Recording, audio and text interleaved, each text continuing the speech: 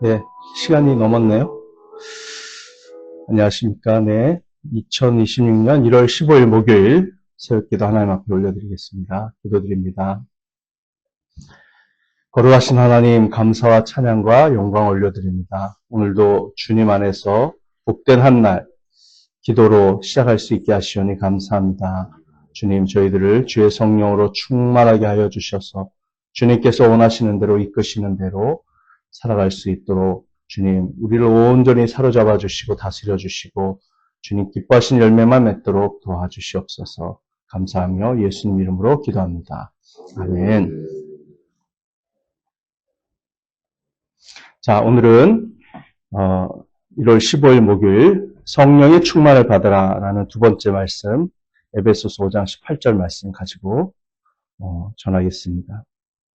술에 취하지 마십시오. 거기에는 방탕이 따릅니다. 성령의 충만함을 받으십시오. 네, 성령의 충만함을 받으십시오.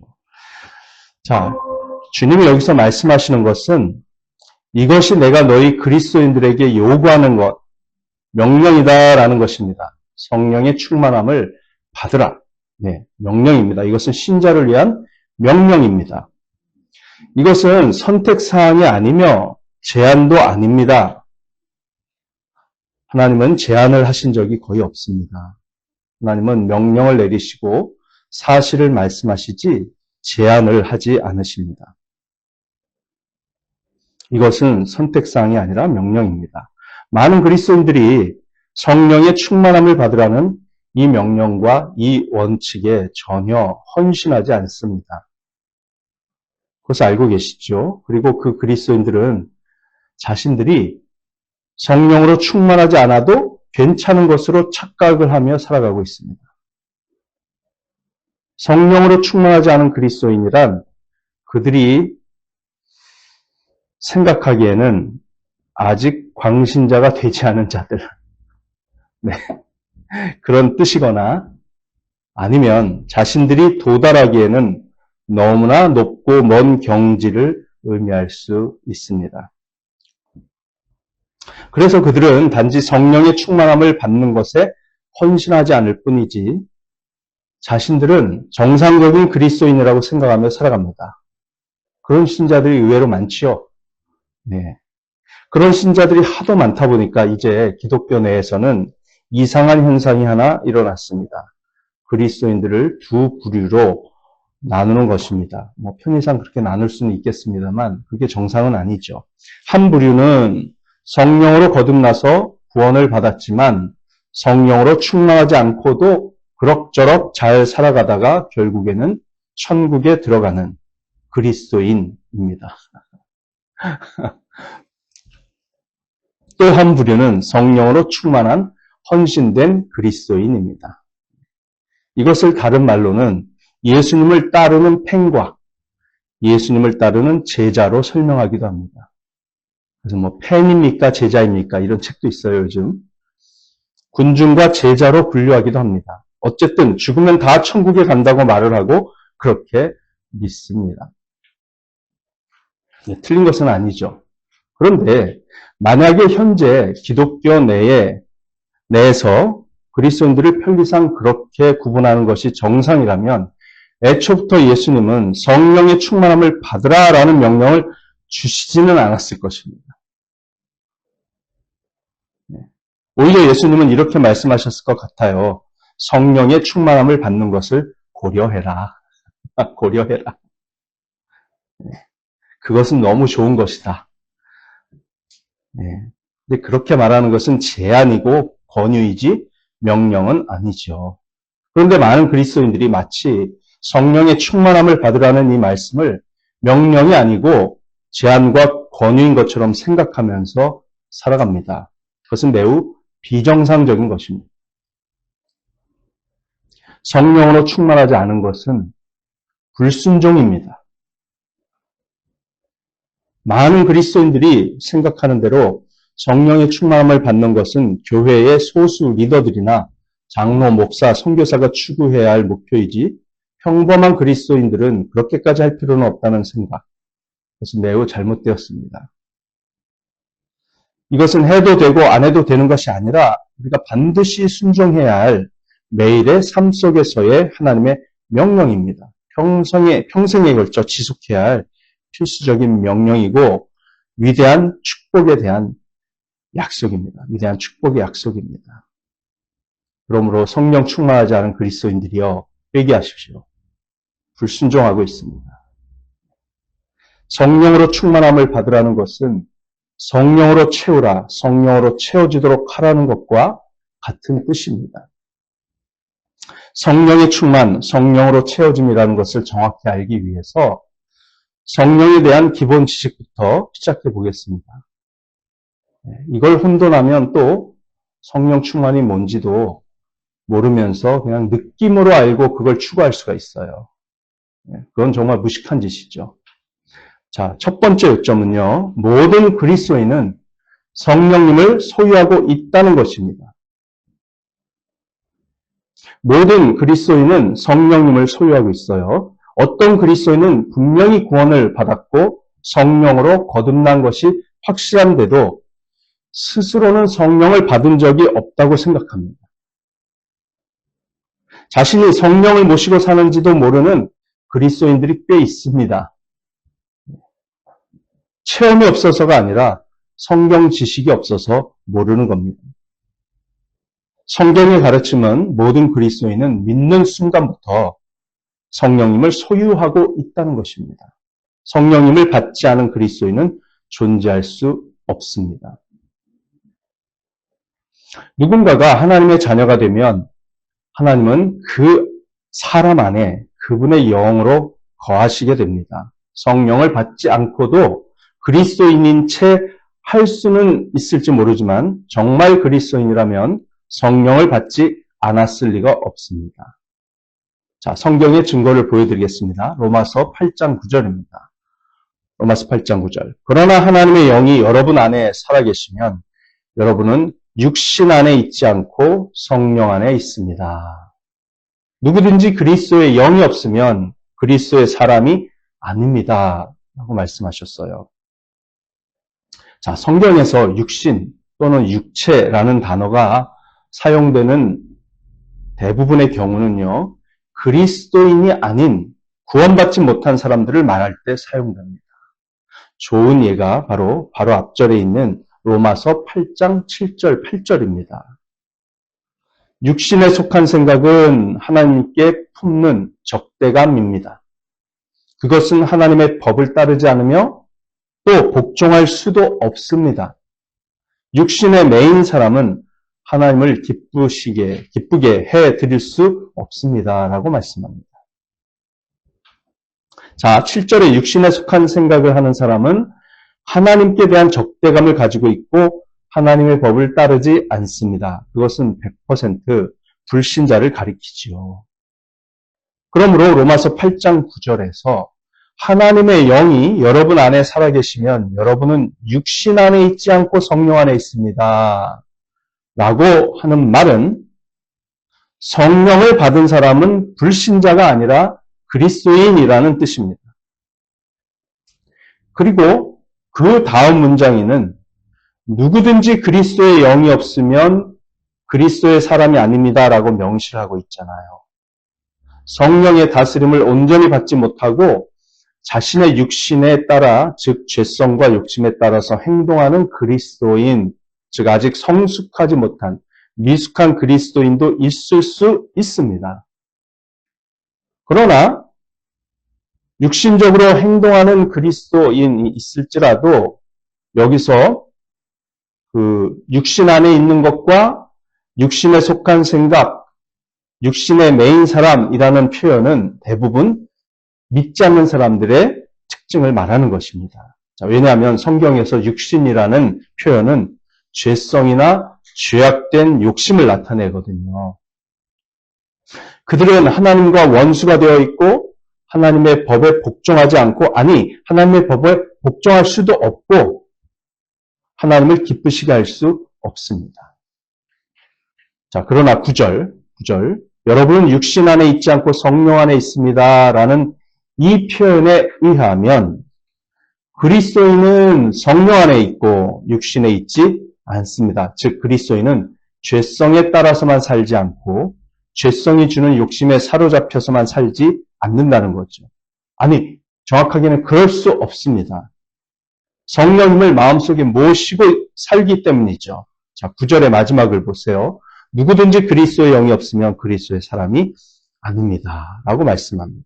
성령님이 없다면, 성령님을 받은 적이 없다면, 성령님을 모시고 살지 않는 사람이라면 그 사람은 교회에 출석할지라도 그리스도인도 아니고 아직 구원받지도 못한 것입니다. 누구든지 그리스도의 영이 없다면 그는 그리스도에게 속하지 않은 것입니다. 이 설교를 듣는 분들 중에 일부는 초신자라서 이 말을 이해하지 못할 수도 있습니다. 여러분은 그리스도인으로서 성령을 소유하고 있으며 성령이 오셨으면 그분은 이미 여러분 안에 충만하게, 온전하게 거기에 계십니다.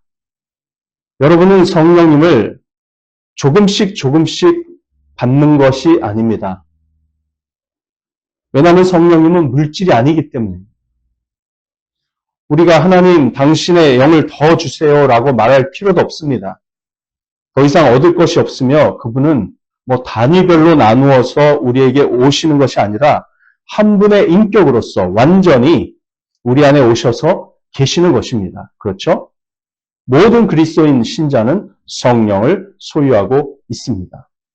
자, 이제 이것과 동일한 상태를 다루는 또 다른 중요한 구절인 고린도전서 12장 13절을 보십시오.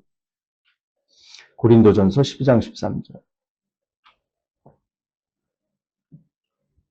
제가 읽습니다. 우리는 유대 사람이든지 그리스 사람이든지 종이든지 자유인이든지 모두 한 성령으로 세례를 받아서 한 몸이 되었고 또 모두 한 성령을 마시게 되었습니다. 라고 말씀합니다. 자, 모두 한 성령으로 세례를 받아서 한 몸이 되었고 또 모두 한 성령을 마시게 되었습니다. 자, 여기서도 동일한 강조점이 있는데요. 바울에 의하면 고린도 교회 교인들이 아직 영적으로 어린 그리스도인이었다는 사실을 기억하고 이 고린도전서 12장 13절 말씀을 이해해야 합니다. 자, 고린도전서 3장 1절부터 3절에 뭐라고 말씀합니까? 형제자매 여러분, 나는 여러분에게 영에 속한 사람에게 하듯이 말할 수 없고 육에 속한 사람, 곧 그리스도 안에서 어린아이 같은 사람에게 말하듯이 하였습니다. 나는 여러분에게 젖을 먹였을 뿐 단단한 음식을 먹이지 않았습니다. 그때에는 여러분이 단단한 음식을 감당할 수 없었습니다. 사실 지금도 여러분은 그것을 감당할 수 없습니다. 여러분은 아직도 육에 속한 사람들입니다. 여러분 가운데에서 시기와 싸움이 있으니 여러분은 육에 속한 사람이고 인간의 방식대로 살고 있는 것이 아닙니까? 이렇게 말씀합니다. 영에 속한 사람은 그리스도 안에서 성숙한 사람입니다. 그들은 성령 충만한 그리스도인들입니다. 그들은 다른 그리스도인들에 대해 시기하고 싸우지 않습니다. 교회 안에서 파당을 짓지도 않습니다. 성령 충만한 그리스도인의 특징은 성령의 열매를 맺는 것과 사탄과의 싸움에서 강하고 담대하게 인내하면서 승리하는 것과 다른 사람을 전도하여 그 사람의 신앙이 성장하도록 양육할 줄 아는 것이기 때문에 그들은 교회 안에서 다른 그리스도인들에 대해 시기하고 싸우지 않습니다. 교회의 하나됨을 위해 힘써 노력하고 오직 교회 안에서 예수 그리스도만이 높임을 받으시고 하나님만 영광을 받으시도록 온 힘을 다해 교회를 지킵니다. 성령 충만한 그리스도인은 늘 찬송하며 감사하고 불평과 원망에 빠져서 살지 않습니다. 성령 충만한 그리스도인은 부부관계에 문제가 있어도 하나님의 뜻대로 배우자를 사랑하고 존경하는 일을 애쓰면서 하나님께 순종하려고 애씁니다. 그것은 우리 측에서 노력하는 것이기도 하고요. 성령께서 이루어주시는 열매이기도 합니다.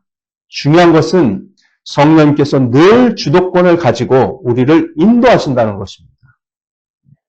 우리가 성령께 순종하고 성령께서 인도하시는 대로 살아가는 것, 그것이 성령의 충만입니다.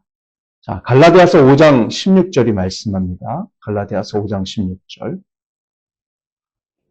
내가 또 말합니다. 여러분은 성령께서 인도하여 주시는 대로 살아가십시오. 그러면 육체의 욕망을 채우려 하지 않을 것입니다. 라고 말씀하십니다. 성령께서 인도하여 주시는 대로 살며 순종한다는 것이 중요합니다. 늘 성령께서 인도하십니다. 우리가 할 일은 성령님이 주도권을 가지고 인도하시는 것에 순종하는 일입니다. 그러면 저절로 성령의 열매라는 인격적이고 영적인 성품과 생활 방식과 태도를 가지게 됩니다. 우리가 훈련해야 되는 것은 무엇이겠습니까? 자기 자신의 힘으로 하려 하지 않고 항상 성령님의 힘으로 하도록 하는 법을 배우는 것이죠. 그것을 훈련하고 배우는 것이 성숙한 그리스도인이 되는 비결입니다. 그걸 다른 말로 자기를 죽이고 예수님만 사시도록 하는 것으로 표현하기도 합니다. 자, 그러한 삶이 되면 성령의 열매를 맺습니다. 자, 성령님께서 그런 열매를 우리 마음과 삶 속에서 맺어주십니다. 갈라디아서 5장 22절, 23절이죠. 그러나 성령의 열매는 사랑과 기쁨과 화평과 인내와 친절과 선함과 신실과 온유와 절제입니다. 이런 것들을 막을 법이 없습니다. 성령의 법이니까요. 율법이 아니고 성령의 법이에요.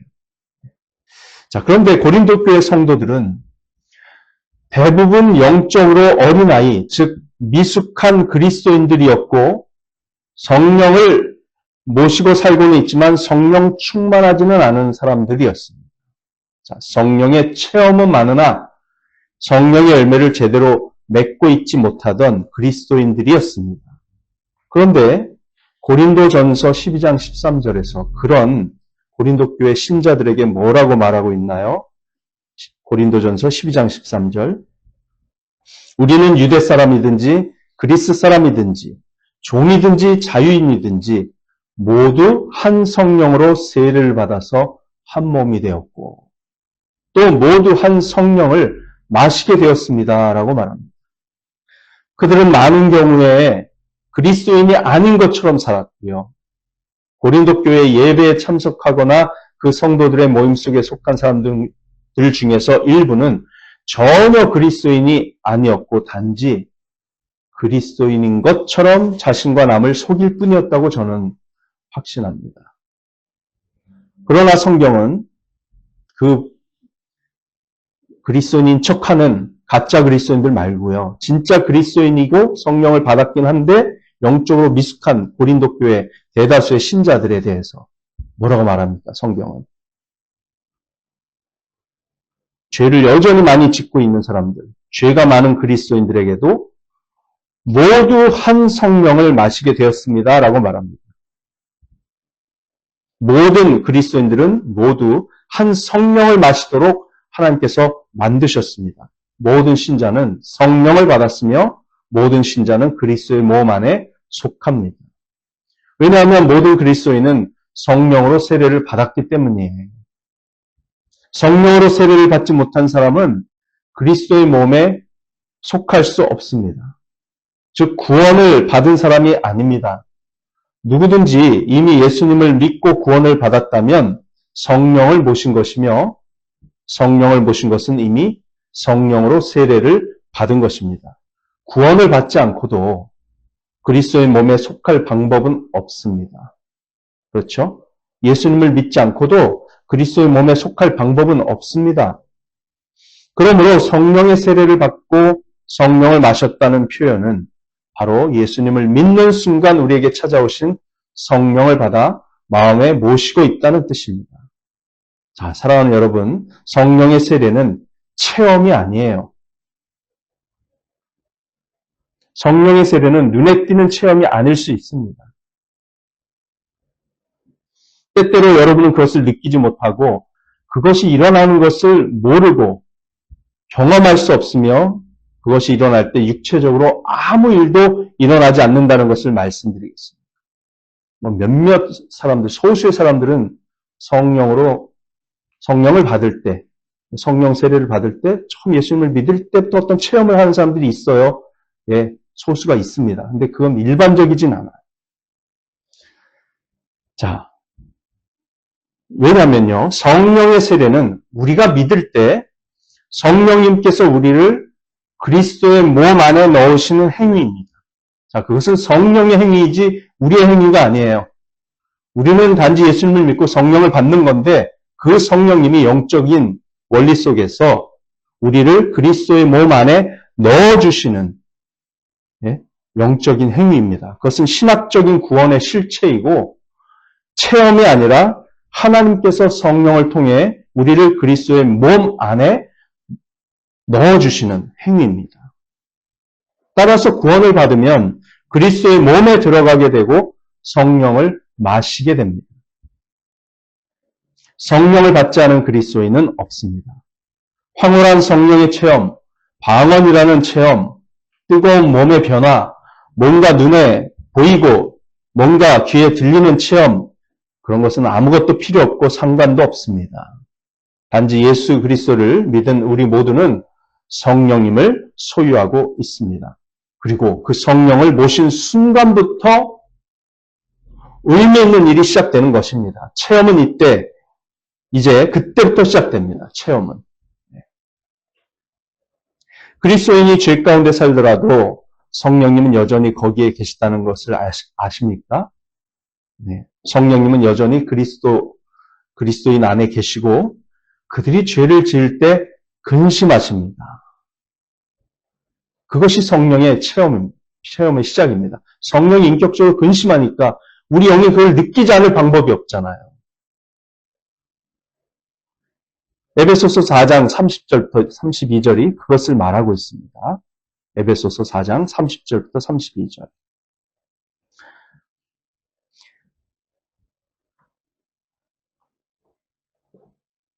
읽습니다. 하나님의 성령을 슬프게 하지 마십시오. 여러분은 성령 안에서 구속의 날을 위하여 인치심을 받았습니다. 모든 악독과 격정과 분노와 소란과 욕설은 모든 악의와 함께 내버리십시오. 서로 친절히 대하며 불쌍히 여기며 하나님께서 그리스도 안에서 여러분을 용서하신 것과 같이 서로 용서하십시오. 이렇게 말씀합니다. 자, 이 말씀은 아직 성령이 충만하지 않은 그리스도인, 영적인 어린아이인 그리스도인에게 주시는 명령입니다. 미숙한 그리스도인들이 죄를 지을 때, 싸우고 시기할 때 성령님은 그들의 마음속에서 슬퍼하십니다. 떠나시지는 않습니다. 슬퍼하십니다. 그러니 체험할 수밖에요. 평강을 잃어버려요, 우리가. 데살로니가전서 5장 19절. 데살로니가전서 5장 19절도 그러한 현상을 말합니다. 성령을 소멸하지 마십시오라고 말씀합니다. 성령을 소멸하지 말라. 네. 자, 여러분은 성령님의 열정을 쉽게 할 수 있고 그분의 거룩한 불에 여러분의 죄의 찬물을 부어서 끼얹을 수도 있습니다. 성령의 불을 꺼뜨리는 거죠. 자기 죄로. 성령님이 전혀 일하실 수 없도록 방해할 수 있습니다. 그게 성령을 소멸하는 행위입니다. 우리가 죄를 짓는다고 해서 성령님이 우리를 떠나시는 것은 아닙니다. 인격적으로 여전히 존재하세요. 근데 그분의 불을, 그분의 능력을 우리가 방해하는 것이죠. 자, 이것이 성령의 충만이 무엇인지를 이해할 때 먼저 알아야 할 소중한 진실입니다. 자, 성령 충만이 뭐라고요? 성령께서 인도하시는 대로 온전히 받아들여서 순종하는 것. 네. 그는 명령입니다. 그 상태를 유지하지 않으면 불순종이에요. 그렇게 안 하면 뭐 초신자 때는 하나님이 많이 기다려주시고 봐주시긴 해요. 근데 매를 많이 맞습니다. 매를 많이 맞아요. 매 맞는다는 가장 큰 증거가 뭐냐면 마음속에 평안이 사라져요. 기쁨이 없어집니다. 무기력해져요. 그리고 자기가 하려고 그래요. 자기가. 성령을 의지하지 않고. 그럼 계속 좌충우돌. 일은 점점 꼬이고 고통을 겪죠. 그게 매 맞는 겁니다. 여러분, 성령의 충만함은 권유가 아닙니다. 제한도 아닙니다. 명령입니다. 그 명령 받아들이셔서 불순종하고 있는 죄를 회개하고 성령께 온전히 다스림 받으시기 바랍니다. 그러나 내가 불순종하고 있다고 해서 성령이 떠나셨다고 착각할 필요도 없습니다. 성령님은 여전히 계십니다. 단지 슬퍼하시면서 우리를 거룩하게 변화시켜 가시려고 우리 안에서 역사하고 계시는 사랑의 하나님이시신 거죠. 그분을 소멸하지 맙시다. 그분이 능력 있게 역사하실 수 있도록 그분의 불을 꺼뜨리고 방해하는 우리가 되지 말고 온전히 그분이 역사하실 수 있도록 겸손하게 내어드리고 순종하고 기도하면 주님께서 성령께서 놀라운 일을 해주실 것입니다. 성령의 열매 맺게 하시고 전도의 열매도 맺게 하시고 우리 교회가 크게 주님 앞에 능력 있게 쓰임받도록 역사하시는 것을 체험하게 될 줄 믿습니다. 기도하시겠습니다. 할렐루야. 하나님 감사합니다. 오늘도 가르쳐 주신 말씀대로 우리가 기도하고 승리하며 우리 성령님께서 역사하시도록 온전히 주도권을 내어드리고 겸손히 따라가길 원합니다. 주님, 우리를 온전히 사로잡아 주시고 다스려 주시고 주님의 주님 되심을 보여주셔서 오직 주님만 영광받아 주시옵소서. 감사하며 예수님의 이름으로 기도합니다. 아멘. 자, 내일은 성령의 충만을 좀 더 풍성하게 다루도록 하겠습니다. 자, 사랑하고 축복합니다. 오늘 복된 하루 되십시오. 기도로 승리하시기 바랍니다.